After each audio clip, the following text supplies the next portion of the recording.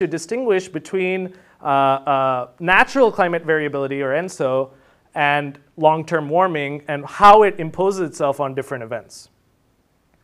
So those are the extremes that we wanted to look at. We can look at any of the other extremes as well, but here are the top 15 extremes for that entire time series. One thing you'll notice is all of the extremes occur, the top extremes occur after 1980.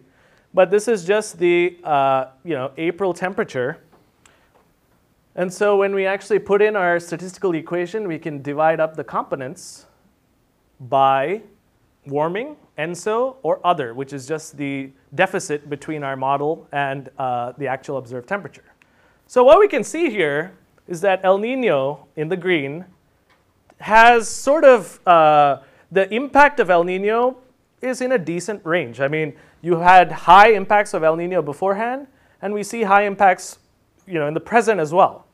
So the El Nino component, we show that for these extremes, doesn't really change. It's varied in the past. It varies just like El Nino varies, and the impact is the same. But what we also see in the red is the creeping impact of global warming.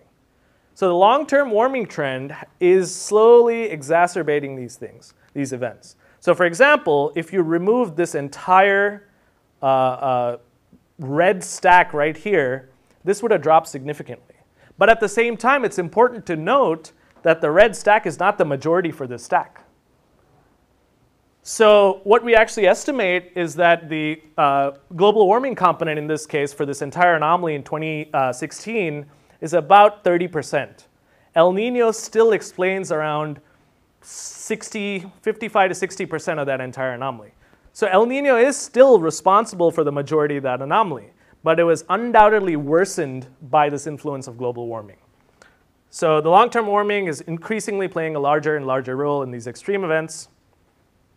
And something that we just wanted to play around with for fun was now applied our regression to the model. Because we have the model, we can apply it to the model, look at the future.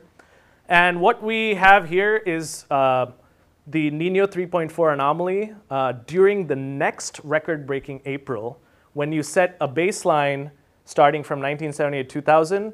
In the model, when do you have the next record-breaking event? Then if you change that baseline to 2000 to 2030, when do you get the next record-breaking event? And if you change it to 2030 to 2060, when do you get it? And the when do you get it we have here corresponds to how much ENSO anomaly is at that time. So this has nothing to, this doesn't say anything about how ENSO is changing, but what this does say is that as you go forward into the future, the record-breaking events that are going to happen in this region, you do not need as large as El Nino anomalies that you had right now. So in the future, because the warming trend is going to creep, even if you had an El Nino event that was not even half as big as this giant one that occurred, you would still have a record-breaking event.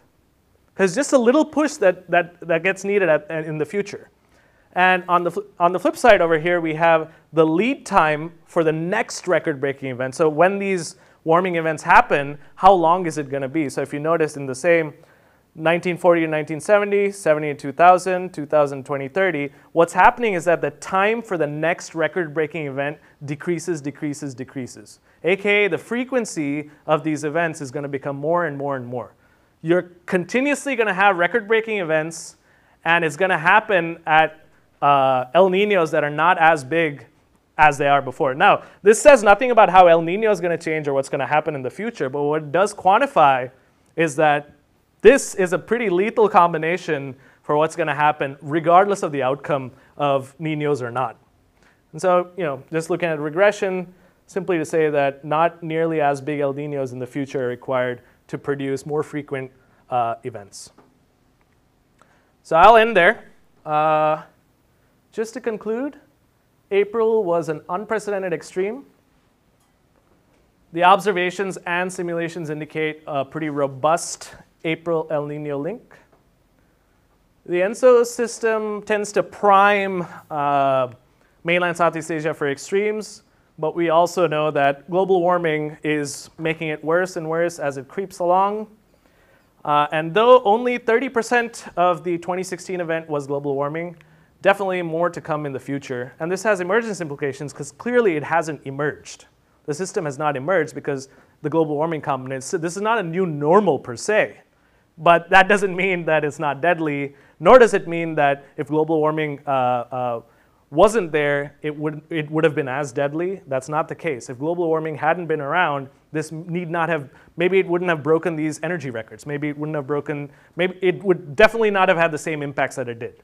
So global warming is undoubtedly making these extremes worse, but in this case, ENSO seems to have primed the event. The silver lining, there appears to be some scope for predictability. Why? Because ENSO peaks in December. So in December, if we know what Central Pacific temperatures are, I can put a probability of a heat event, an extreme, during April in mainland Southeast Asia. So we're actually working on trying to put this into operational forecasts.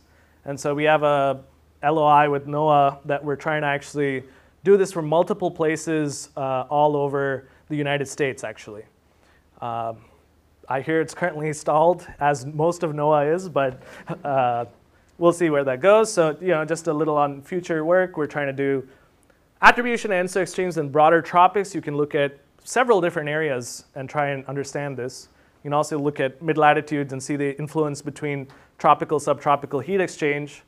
Another thing that we're actually trying to diagnose a little more strongly is how do these, what is the exact mechanism? Even though we went into it, we wanted to actually figure out more so about sort of daily to weekly timescales. We want to know how does this really impact, and whether we can have precursors. Can we say next week we're going to have, if we're already in the midst of a hot April, can we say, this is going to be prolonged or not? How does that interact with sort of mesoscale systems? And my interest is also to tie this to the paleo record, just like we looked at,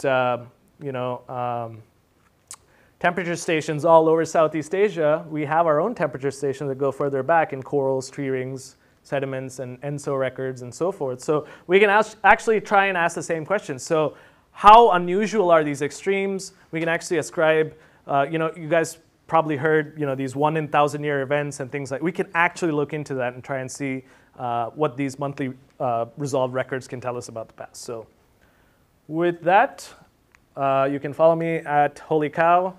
And if you have any questions, I'd love to collaborate. Kaustubh _Thirumalai at brown.edu. I'll take any questions. Thank you.